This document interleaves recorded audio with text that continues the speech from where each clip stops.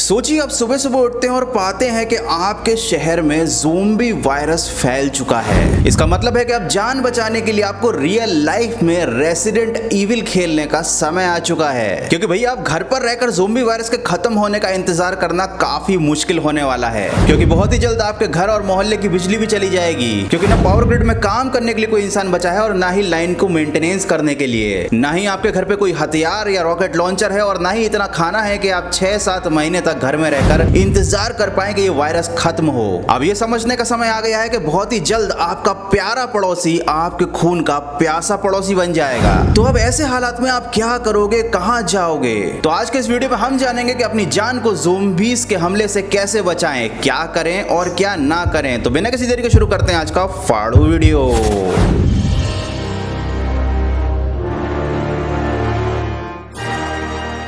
सबसे पहली चीज, do not stay at home. हाँ, आप अपने घर में रुक सकते हैं अगर आपके घर में जान बचाने के लिए अंडरग्राउंड बंकर बना हो, आपके घर में रॉकेट लॉन्चर, AK-47 जैसे हथियार या तलवारें हों, आपके घर में खुद का फूड स्टोरेज है जो कि आपके लिए 2-4 साल तक खाने का इंतजाम कर सके, या फिर खुद की किराने की दुकान हो। लेकिन अगर आपके घर में इनमें से कोई भी एक चीज नहीं है तो it's time to leave your home, पर थोड़ी सी प्रिपरेशन के साथ। सबसे पहले तो भले ही कितनी भी गर्मी हो, एक मोटी सी जैकेट पहन लीजिए ताकि ज़ोंबीज़ के दांत आपके शरीर में ना गड़ पाएं। साथ ही साथ अपने हाथों पर, कलाइयों पर, यहाँ पर मोटी मोटी किताबों को टेप के साथ बांध लीजिए। अगर आपके घर में हेलमेट है तो बहुत अच्छी बात है, तुरंत उस हेलमेट को भी अपने साथ ले लीजिए। ये तो हो गई सेफ्टी प्रिकॉशन। अब आपको चाहिए हथियार, तो आप अपने घर के किचन में जाइए और सब्जी काटने वाला सबसे धारदार और बड़ा चाकू अपने साथ ले लीजिए। और हाँ, साथ ही साथ एक लोहे की रॉड भी रखिए। ये लोहे की रॉड ज़ोंबी से आपको दूर रखने के काम तो आएगी, साथ ही साथ उनकी खोपड़ी फोड़ने के काम भी आएगी। आप चाहे तो अपना फेवरेट क्रिकेट का बैट भी अपने साथ ले सकते हैं। अगर आपके आसपास कोई भी इंसान जिंदा बचा है तो तुरंत उनके साथ मिलकर एक ग्रुप बनाइए, क्योंकि जब तक आप ग्रुप में रहेंगे तब तक आपके सरवाइव करने के चांसेस सबसे ज्यादा रहेंगे। अपने साथ अपना मोबाइल रखिए, लेकिन उसको साइलेंट पर रखना, क्योंकि भाई मोबाइल की रिंगटोन ज़ोंबीज़ को अट्रैक्ट कर सकती है। और साथ ही साथ खाने के लिए कुछ सामान और पीने के लिए पानी लेना बिल्कुल मत भूलना। ये तो हो गई तैयारी घर से निकलने की, लेकिन घर से निकलते ही कुछ दूर चलते ही आपको मिलेंगे ज़ोंबीज़। तो पहले से आपके माइंड में होना चाहिए कि आखिर आपको जाना कहां है। जब भी लोग ग्रुप में होते हैं तो सोचते हैं किसी शॉपिंग मॉल को अपना ठिकाना बना ले, वहां पे आपको अपने जरूरत की हर चीज मिल जाएगी, और साथ ही साथ एक बड़े व्हीकल की जैसे ट्रक या किसी और चीज की जुगाड़ कर लें ताकि सभी लोग एक साथ ट्रेवल कर पाए। तो ये गलती बिल्कुल भी मत करना। देखो, सबसे पहली चीज तो भाई बड़ा व्हीकल बहुत ज्यादा आवाज करता है, तो ये ज़ोंबीज़ को अट्रैक्ट करेगा। और दूसरी बात, चूंकि ज़ोंबी अपोकलिप्स हो चुका है तो भाई पूरी रोड्स जैम होंगी, तरह तरह की कारों ने रास्ता ब्लॉक कर रखा होगा, तो आपके इस बड़े से ट्रक को कहीं पर भी निकलने की जगह नहीं मिलेगी। तो या तो बेहतर है कि आप पैदल सफर करें अपने ग्रुप के साथ, या फिर आप बाइक्स को प्रेफर कर सकते हैं। और भाई अब तो सारी बाइक्स फ्री हैं, आपको जो बाइक मिले, जिसकी चाबी मिले, उसे उठाओ और चल दो। शॉपिंग मॉल में जाने की गलती बिल्कुल भी मत करना। ये बात हमेशा याद रखना कि भाई जहां पर सबसे ज्यादा इंसानों की भीड़ हुआ करती थी, अब वहां पर सबसे ज्यादा ज़ोंबीज़ की भीड़ हुआ करेगी। और जैसा कि आपने शॉपिंग मॉल की तरफ बढ़ने का सोचा, आपके शहर में जितने भी लोग जिंदा होंगे वो सब शॉपिंग मॉल की तरफ आएंगे। इसीलिए आपको किसी ऐसी जगह पर जाने के बारे में सोचना पड़ेगा जो कि ज्यादा सेफ हो, लेकिन वहां पर ज्यादा क्राउड ना हो सकता है आपको ऐसी जगह जाने में ज्यादा टाइम लगे, लेकिन ये जगह आपकी जिंदगी बचा सकती है। हाँ, अगर आपको सड़क पे रखा हुआ कोई हेलीकॉप्टर मिल जाए और आपको अगर उसे उड़ाना आता हो तो आपका सफर बन जाएगा एकदम सुहाना। खैर, ये सारी बातें तो मूवीज में ही अच्छी लगती है, क्योंकि ये बात तो हम बहुत अच्छे से जानते हैं कि इंडिया में ऐसे हालात में हेलीकॉप्टर मिलना तो दूर, आपको मारुति 800 भी नहीं मिलने वाली। तो जब तक आपको कोई ऐसा शानदार व्हीकल नहीं मिल जाता जो कि आपके लिए सेफ और नॉइस फ्री है, तब तक पैदल ही सफर कीजिए। अब वो समय आ गया है जब इंसानों से ज्यादा इस दुनिया में ज़ोंबीज़ होने वाले हैं, तो बहुत ही जल्द आपको ये सोचना पड़ेगा कि भाई आपको आखिर जाना कहां चाहिए। लिस्ट बहुत लंबी है, ऑप्शन बहुत सारे हैं, मैं आपको सारे ऑप्शन बताता हूं, चूज आपको करना है कि आप कहां जाना पसंद करोगे।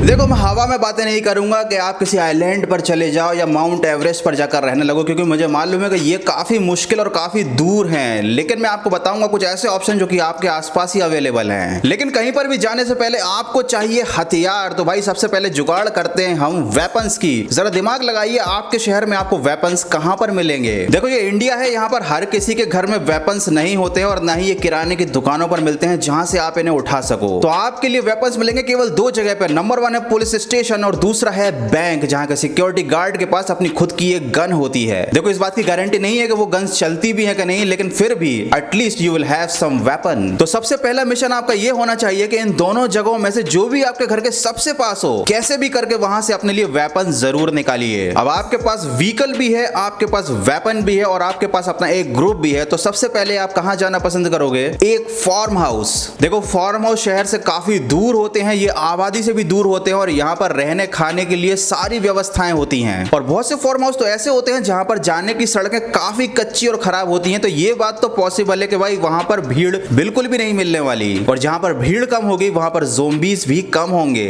तो सबसे पहला और आइडियल प्लेस जो है वो है एक फार्म हाउस। और अगर आपका खुद का कोई फार्म हाउस है या आपके किसी रिलेटिव का फार्म हाउस आपके घर के नजदीक है, तो उससे अच्छी कोई बात नहीं हो सकती। नंबर 2 पर आता है बैंक। अगर आपके किसी रिलेटिव का कोई फार्म हाउस नहीं है, आपके शहर के आसपास कोई फार्म हाउस नहीं है, तो आप अपने घर के सबसे नजदीकी बैंक में जाकर रह सकते हैं। देखो कहीं पर भी जाकर रहना आसान नहीं होगा, लेकिन ये सबसे बेस्ट ऑप्शन में से एक है, क्योंकि भाई बैंक जो होता है ना, उसमें केवल एक ही एंट्री गेट होता है और वो भी बहुत सिक्योर्ड होता है। तो अगर आप किसी भी तरह से बैंक के अंदर जा चुके हैं तो भाई आप ज़ोंबी से सिक्योर्ड हैं, क्योंकि ज़ोंबीज उस गेट को तोड़कर अंदर नहीं आ सकती। लेकिन बैंक में सबसे बड़ी प्रॉब्लम यह है कि वहां पर आपको खाने का कुछ भी सामान नहीं मिलने वाला। हाँ, वहां पर आपको बहुत सारे गांधी जी वाले नोट और कागज तो मिल जाएंगे, लेकिन आप उन्हें खा नहीं सकते। अगर आपका घर किसी ऐसी जगह पर जहां पर जेल पास में है या फिर मिलिट्री बेस पास में है, तो थैंक गॉड आपकी जान बच गई है, क्योंकि इन दोनों जगहों की सिक्योरिटी वॉल्स काफी ऊंची और सिक्योर्ड होती है। यहाँ पर अच्छे खासे वेपन से लैस सैनिक आपको मिल जाएंगे जो आपकी जान बचाएंगे। यहाँ पर आपको वो हर फैसिलिटी मिल सकती है जो कि आपकी जान को लंबे समय तक बचाए रखेगी। लेकिन अगर आपके घर के आसपास ऐसा कुछ भी नहीं है, तो एटलीस्ट आप चूज कर सकते हैं एक ब्रिज। देखिए ब्रिज ओपन होता है, ये आपको मौसम की मार से तो नहीं बचा सकता, लेकिन ज़ोंबीज से बचा सकता है, क्योंकि ब्रिज में आने जाने के केवल 2 ही रास्ते होते हैं जिन्हें आप किसी ट्रक या किसी गाड़ी से ब्लॉक कर सकते हैं। जैसा कि मैंने कहा था कि आप अपने घर के आसपास बनी किसी जेल में भी जा सकते हैं। वैसे तो जेल में कोई नहीं जाना चाहेगा, लेकिन अब तो बात जान बचाने की है, तो आपको जाना ही पड़ेगा। तो भाई जेल का एक एडवांटेज तो ये है कि वहां पर सिक्योरिटी बहुत तगड़ी रहती है, लेकिन एक डिसएडवांटेज भी है कि वहां पर बहुत क्राउड रहता है क्रिमिनल्स का। जब तक ये क्रिमिनल ज़ोंबीज अपने सेल के अंदर बंद हैं और सारे पुलिस वाले जिंदा हैं, तब तक तो आपकी जान बची हुई है। लेकिन अगर सेल खुल गया तो आपको उस जेल से जान बचाकर भाग जाना पड़ेगा। लेकिन वेट,